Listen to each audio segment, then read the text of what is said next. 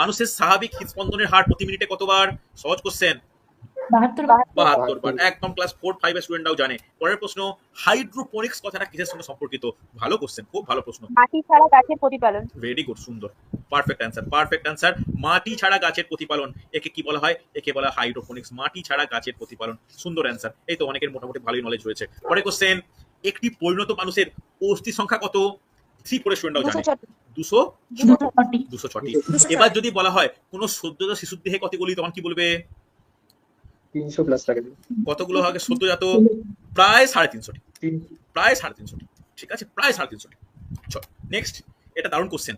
সূর্য শিশির উদ্ভিদের পাতার রোম পতঙ্গদের সম্পর্কে না, সংস্পর্শে হবে, সংস্পর্শে আসা মাত্র পতঙ্গের দিকে বিকে যায়। এটি এক প্রকার কি ধরনের চলন?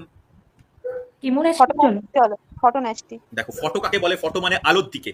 দেখো পতঙ্গের সংস্পর্শে আসা মানে পতঙ্গের দেহে কেমিক্যালকে আকর্ষণ করছে, তার মানে এটা হচ্ছে অপশন সি, কেমিস্টিক চলন। খেয়াল রেখো, আমি এখনো চলন গমন চ্যাপ্টারটা পড়াইনি, সেখানে কিন্তু এই টপিকগুলো খুব ভালোভাবে ডিটেলসে পড়াবো উদাহরণ সহ।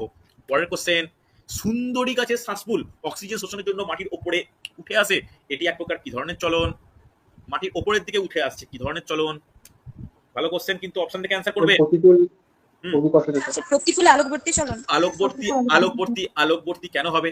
গাছের অভিকর্ষজ চলন। দেখো অভিকর্ষজ বল নিচের দিকে কাজ করে, কিন্তু উপরের দিকে উঠে আসছে বলতে অভিকর্ষের বিপরীত দিকে কাজ করে, তাহলে বিপরীত বলতে প্রতিকূল হবে, তাহলে প্রতিকূল অভিকর্ষ চলন মনে থাকবে।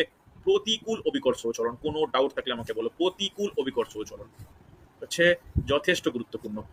চল পরে কোশ্চেন, মাছের দেহে যে গ্রন্থি থেকে পটকায় গ্যাস উৎপন্ন হয় সেটি হলো, খুব ভালো প্রশ্ন, ভেরি ভেরি ইম্পর্টেন্ট, প্রচুর পরীক্ষায় আসে। এ বলবে মাছের দেহে যে গ্রন্থি থেকে রেড গ্রন্থি, দেখো রেড গ্রন্থি থেকে কিন্তু গ্যাস উৎপন্ন হয়। আছে।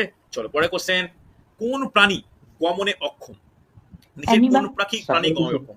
কি হবে? সাগর কুসুম। অ্যামিবা কিন্তু ঘনপথ সৃষ্টি করে গমনে সক্ষম বটে, হ্যাঁ কি না? খুব ইম্পর্টেন্ট, ভালো করে মনে রাখো। চলো পরের কোশ্চেন, কোন প্রাণীটির গমনাঙ্গ সিলিয়া? এটাও বলতে পারবে। Paramecium, perfect answer, option C, paramecium. চল পরের প্রশ্ন, কোন বিজ্ঞানী বাস্তুতন্ত্রের সংজ্ঞা দিয়েছেন? কোন বিজ্ঞানী বাস্তুতন্ত্রের সংজ্ঞা দিয়েছেন? ট্যান্সলি, ওডাম, ল্যামার্ক, হার্বার্ট। কি হবে?